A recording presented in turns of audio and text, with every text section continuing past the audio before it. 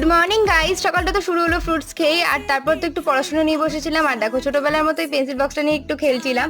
আর তারপর তো breakfast complete করে নিয়েছিলাম। আর আমাদের বাড়িতে জামাই ষষ্ঠীর দিন নিয়ম আছে আমার কলা দিয়ে স্নান করার, তো সেটাই করে নিলাম। আর এরপর তো রেডি হয়ে গেছিলাম। দেখো, না জামাই ষষ্ঠী খেতে যাচ্ছি না, আমার একটা নিমন্ত্রণ ছিল, তো সেখানেই চলে গেছিলাম। আর তারপর তো চলেও এসেছি, দেখতেই পাচ্ছ, তাই একটু ভিডিও করছিলাম নিজে।